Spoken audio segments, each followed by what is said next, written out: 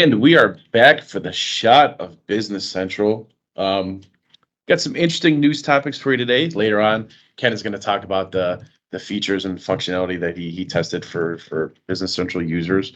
But before that, a couple quick little pieces of notes. In Microsoft Ignite recently, Microsoft announced a couple new features. I would say they're like productivity features for Business Central. And the first is improved Teams and Business Central data integration. So according to Microsoft, I'll read it for you. It says, in November, Teams users will have access to Business Central data from within the Teams app, regardless of whether they have a Dynamics 365 license or not. So if you're not licensed for Business Central, but your organization is using Teams, there are still going to be certain pages and things that you can see while working in Teams for Business Central. So that's kind of good, kind of way to bring everybody on board. So look out for that in November. The second thing is Business Central is now, you're not going to be able to embed Business Central in Teams inside the tabs. So instead of sharing like the Business Central link and then working in your chat or whatever, you can actually have a tab inside Microsoft Teams where Business Central, that page is always open, easy for collaboration, and very nice. So 2 productivity things for Microsoft Teams and Business Central. We haven't seen a lot of Teams integrations with Business Central updates over the past, 6 months to a year.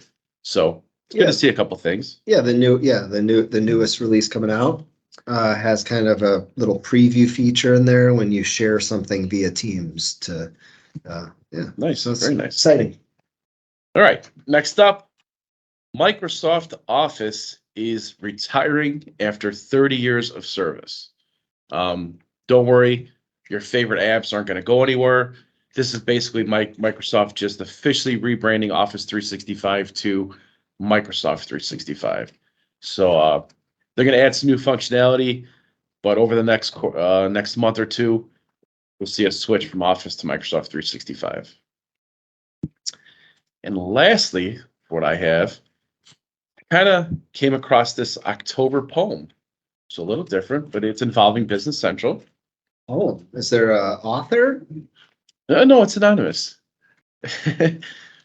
October is the month when Release Wave 2 says hello. Business Central version 20 is over, and version 21 says let's go. As version 20 ends, we smile because we'll get to play with all our new feature friends. You could say it, Ken. Go ahead. Say it. Go ahead. You wrote that? No, I did not. Oh, okay. I don't know who the author is. It's lovely. Yeah. But pretty interesting. Not bad. Well, that's all the news I got. Yeah. All right. Well, Dynamic User Community Summit was recently held in Orlando. A ton of people there. A lot of good stuff from what I heard. A lot of good sessions. May have been some issues with the app on the first day, but that's all just rumor and innuendo, So, but overall, good conference. A lot of people back. I heard, not quite to the pre-COVID levels, but definitely a significant increase in attendees from last year's summit. Right. So that's good news. Was last year live? Last year was live in Houston.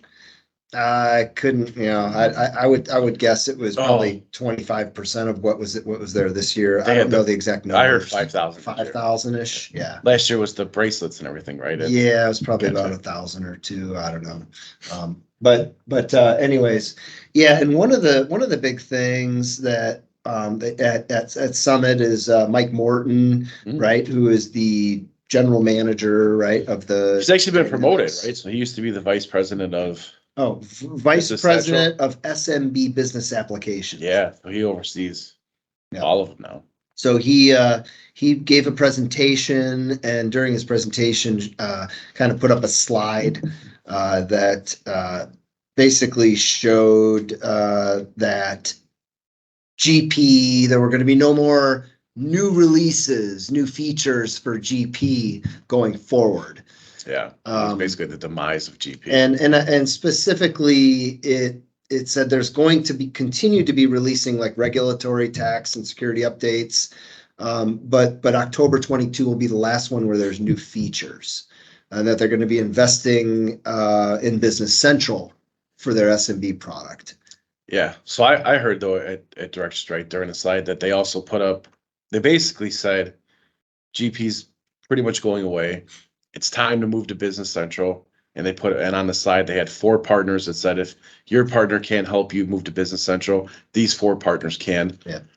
People went a little crazy to say the least, which, you know, as a GP partner or GP user, it makes complete sense, especially after hearing for years and years and years that GP's not going anywhere, you know, to be around. But I know they had to come out with an official statement, basically, I don't know, rebuttaling what they said, which is common sometimes, but Yeah. So, you know, to me, I think, you know, they did then clarify and announce that it is part of the life cycle support plan for the next, I don't know, 5 years or something.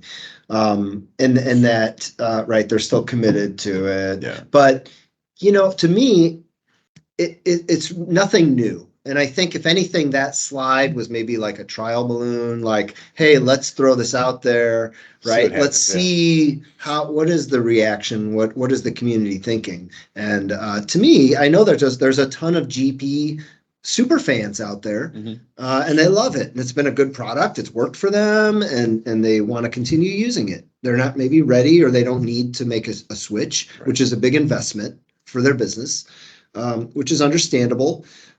So I could see really no change, right? Meaning they're going to continue to create releases and updates that are going to be regulatory improvements and fixes and things like that. But I think the message has kind of been clear for Microsoft, kind of clear, right? Maybe that doesn't make sense. That business that most of their investment is going into Business Central. Yeah. Right. And there's migration tools to go from BC, from GP into BC, and they continue expanding those tools. I think one of the messages Microsoft has been most clear on, that I can remember throughout my days so far in life, is that they have made it really clear that they are a cloud first company. GP doesn't seem to fit that mold, right? There's no cloud option for GP yet. Right. Should you be surprised that the writing is sort of on the wall for GP? No, Microsoft wants cloud recurring revenue. That's what they want. Right. You know, they'll keep it around for a while, like you said, right? But they're not going to pack it full of features and keep continuing developing it into a powerhouse software like it used to be. Right. So that's my opinion. Yeah. And then the last little note I had, it was there's a Directions SMB Dynamics partner conference.